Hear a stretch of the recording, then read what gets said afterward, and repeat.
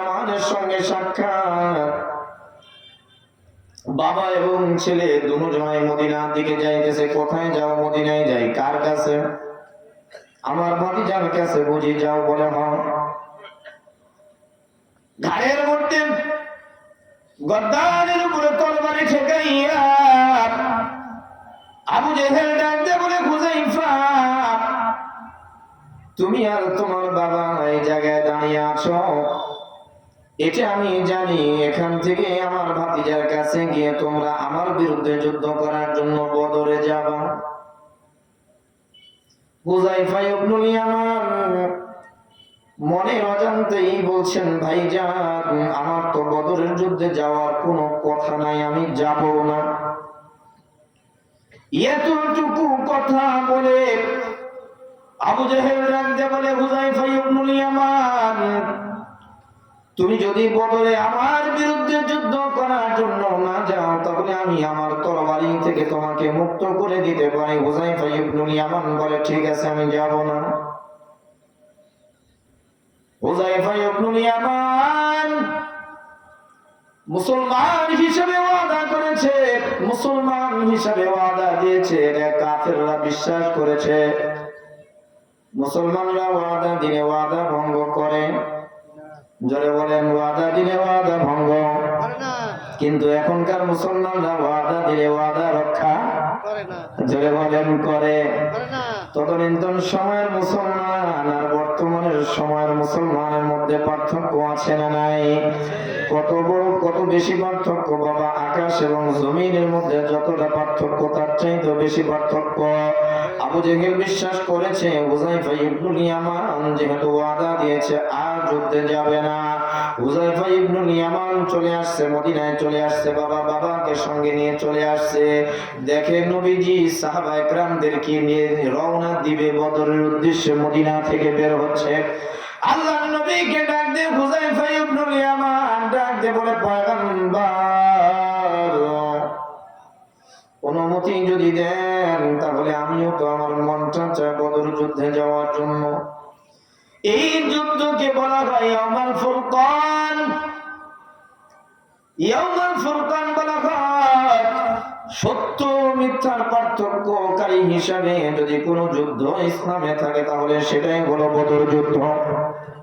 ইসলামের সর্বপ্রথম যুদ্ধ বদর যুদ্ধ। এই যুদ্ধে আমি যেতে চাই। আল্লাহর নবীর কাছে হুযায়ফা আবেদন জানায়।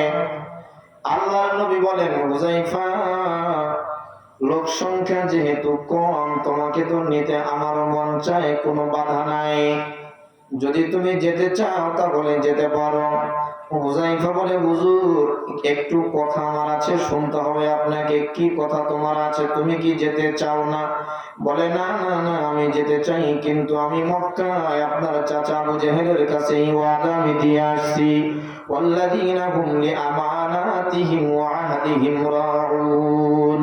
কোন মুমিন যদি ওয়াদা দেয় তাহলে ওয়াদা রক্ষা করা দায়িত্ব ওই মুমিনেরই দায়িত্ব, ওয়াদা রক্ষা করতে হবে। ওগো পয়গম্বর, আমি তো ওয়াদা দিয়ে আসছি যে আমি যুদ্ধে যাব না। আমি ভয়ে এই ওয়াদা দিয়েছি। আপনার চাচা আমার ঘাড়ের উপরে, গর্দানের উপরে তরবারি দিয়েছিল, তরবারি ঠেকায় রাখছে।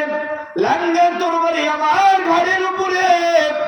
আর এই কথা বলেছে হুযায়ফা ইবনুল ইয়ামান, যদি তুমি যুদ্ধে যাওয়ার জন্য বলো তাহলে তোমাকে এই জায়গায় দুনিয়া থেকে বিদায় করে দিব। আমি এই জন্য ভয়ে বলেছি হুজুর, কিন্তু আমার মন চায় আপনার সঙ্গে আমি যুদ্ধে অংশগ্রহণ করি। আল্লাহর নবী বলেন, না না না না না, ইয়া আইয়ুহাল্লাযীনা আমানু আউফু বিল উকুদ। আল্লাহ রাব্বুল আলামিন কালামে পাকের মধ্যে ঈমানদারদেরকে ডাক দিয়ে বলেন, হে ঈমানদারেরা, তোমরা যদি ওয়াদা করো, ওয়াদা রক্ষা করো। কারোর সঙ্গে যদি কোনো চুক্তি হয়, এটা চুক্তির মেয়াদ পূর্ণ পর্যন্ত তোমরা ওয়াদা রক্ষা করতে থাকো, এটা তোমাদের ঈমানি দায়িত্ব। ওগো পয়গম্বর, আমি ওয়াদা দিয়েছিলাম, জানের ভয়ে ওয়াদা দিয়েছিলাম, আমরা বলে বলতাম কোনো অসুবিধা নাই, যা যা যা, জীবন বাঁচানোর জন্য বলেছিস তাহলে কোনো অসুবিধা নাই, এমনটাই আমরা বলতাম। জোরে বলেন ঠিক বললাম না ঠিক বললাম? কিন্তু নবীজি এই কথা বলেন নাই বাবা। নবীজি হুযায়ফা ইবনে ইয়ামানকে ডাক দিয়ে বলে, হুযায়ফা ইবনে ইয়ামান, আমার মন চায় তোমাকে বদরে নিয়ে যাওয়ার জন্য, কিন্তু তুমি যেহেতু কাফেরদের কাছে ওয়াদা দিয়ে আসছো বদরের যুদ্ধে যাবা না, এই মুহূর্তে আমি তোমাকে বদরে যাওয়ার জন্য অনুমতি দিতে পারি না।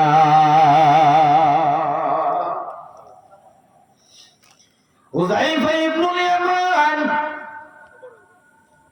এত বড় একজন সাহাবা,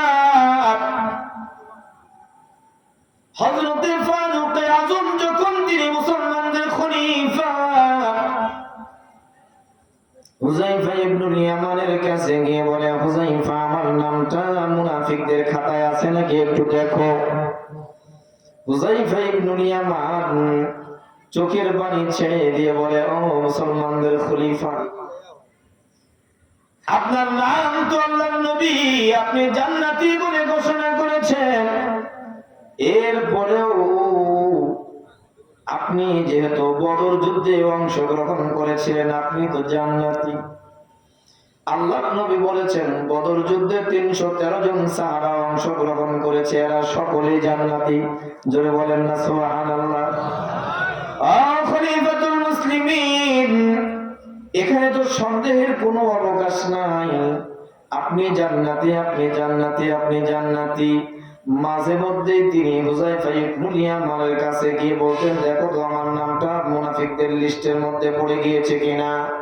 হুযায়ফা ইবনুল ইয়ামান বলে, মুসলমানদের খলিফা, আপনার নামটা আল্লাহর নবী মুনাফিকদের খাতায় লেখেন নাই, বরং আপনি মুমিনের খাতায় রয়েছেন, আপনি মুমিনের খাতায় রয়েছেন। এত বড় একজন সাহাবা শুধুমাত্র কাফেরদের কাছে ওয়াদা করার কারণে ওয়াদা খেলাফ করার অনুমতি আমার আপনার নবী দেন না। শুধু এটা নয় বাবা, ইসলাম বিজয়ের জন্য হুদাইবিয়া নামক একটা জায়গায় সন্ধি হয়েছিল, মুসলমান এবং কাফেরের মধ্যে সন্ধি হয়েছিল। এই সন্ধিকে বলা হয় হুদাইবিয়ার সন্ধি। নাম শুনছেন আপনারা? এই সন্ধিকে বলা হয় হুদাইবিয়ার সন্ধি। এই জায়গাটা ছিল মক্কা থেকে 10 মাইল দূরে। এই জায়গাটা মক্কা থেকে 10 মাইল দূরে। আল্লাহর নবী সাহাবায়ে কেরামদেরকে নিয়ে